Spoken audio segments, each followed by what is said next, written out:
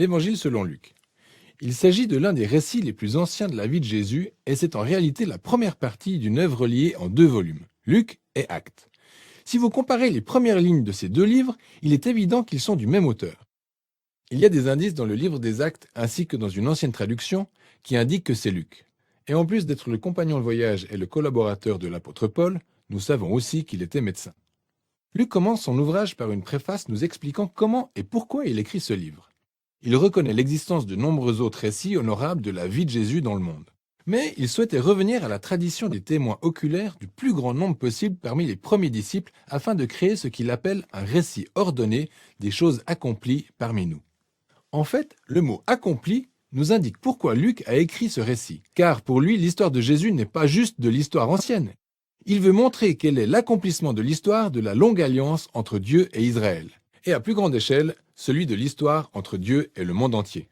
La conception du livre est très claire. Une longue introduction plante le décor des histoires de Jean-Baptiste et de Jésus. Puis, dans les chapitres 3 à 9, Luc dépeint un super aperçu de Jésus et de sa mission dans sa région natale de Galilée. Ensuite, la grande section intermédiaire du livre est dédiée au long voyage de Jésus vers Jérusalem qui nous amène au point culminant de l'histoire. La dernière semaine de Jésus à Jérusalem, celle de sa mort et de sa résurrection. Ce qui nous conduit ensuite au livre des Actes. Dans cette vidéo, nous allons nous concentrer uniquement sur la première moitié de l'évangile de Luc. La longue introduction relate en parallèle les naissances de Jean-Baptiste et de Jésus. Il y a donc ce couple âgé, le sacrificateur Zacharie et Élisabeth, puis cette jeune femme célibataire, Marie, avec Joseph. Ces 2 couples reçoivent la promesse divine improbable selon laquelle ils auront un fils. Et les 2 promesses sont tenues lorsque Jean puis Jésus naissent. Et les parents des 2 enfants chantent des cantiques de célébration. Ces cantiques poétiques sont pleins de références à l'Ancien Testament, aux psaumes et aux prophètes, montrant de quelle manière ces enfants réaliseront d'anciennes promesses de Dieu. Mais ils donnent aussi un aperçu du rôle que jouera chaque enfant dans l'histoire à suivre. Jean est donc le messager prophétique promis par la Torah et les prophètes, qui préparera Israël à rencontrer son Dieu. Et Jésus est le roi messianique promis à David qui emmènera le règne de Dieu sur Israël et la bénédiction de Dieu aux nations, comme promis aussi à Abraham.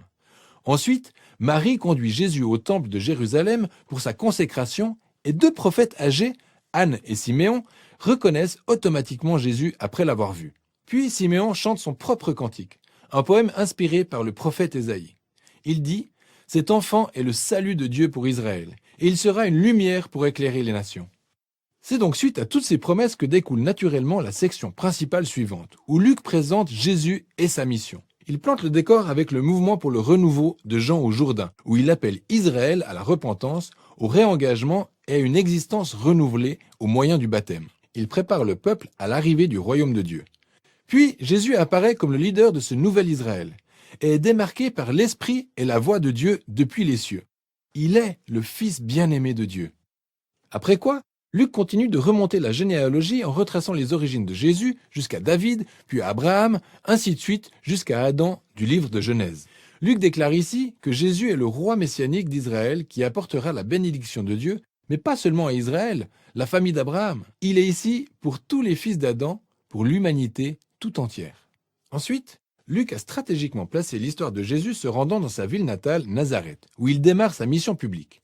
Lors d'un rassemblement à la synagogue, Jésus se lève et lit dans le manuscrit d'Ésaïe le passage suivant. « L'Esprit du Seigneur est sur moi parce qu'il m'a oint pour annoncer la bonne nouvelle aux pauvres et pour proclamer aux captifs la délivrance, et aux aveugles le recouvrement de la vue.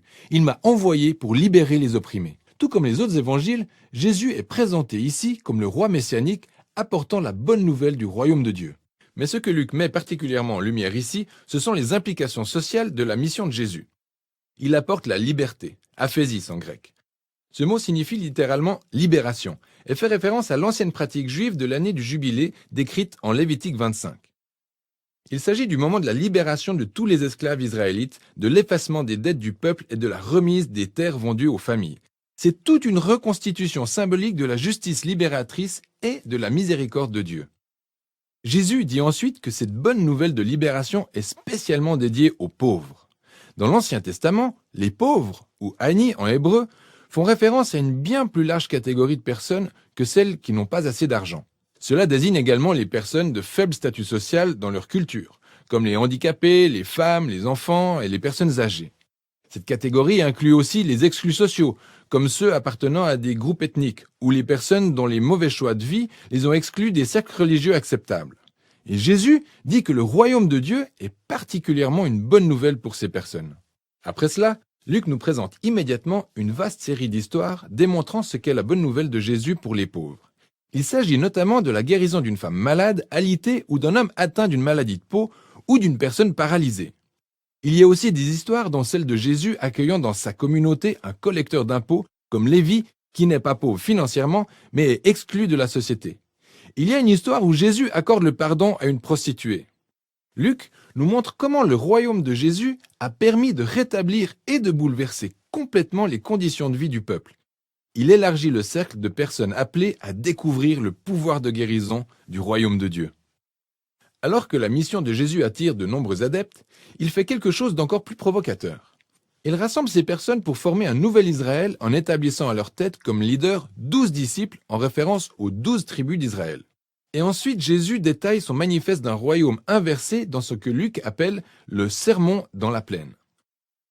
Selon lui, l'amour de Dieu pour les exclus et les pauvres montre combien son royaume bouleverse tous nos systèmes de valeurs.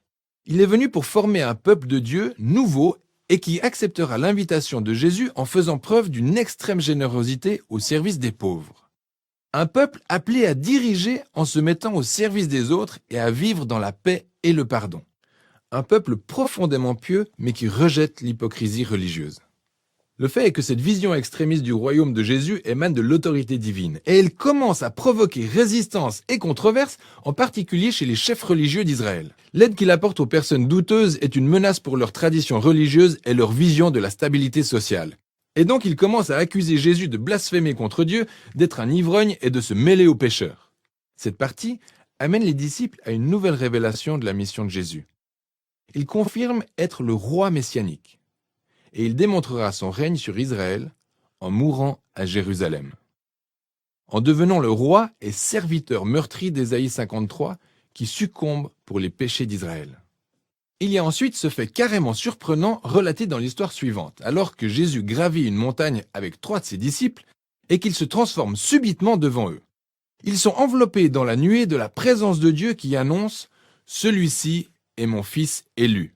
Puis on voit Moïse et Élie qui sont aussi présents, les 2 autres prophètes ayant rencontré la présence et la voix de Dieu sur une montagne. Et Luc nous raconte qu'il discute de l'exode de Jésus qu'il est sur le point de réaliser à Jérusalem. Et le mot grec « exodus » est une référence claire à l'histoire de l'exode. Luc présente Jésus ici comme un nouveau Moïse qui mènera son Israël nouvellement formé vers la liberté en le délivrant de la tyrannie du péché et du mal sous toutes ses formes, personnelles, spirituelles et sociales. Et c'est ce qui nous mène à la seconde moitié du livre. Mais pour l'instant, c'est tout pour la première moitié de l'Évangile selon Luc.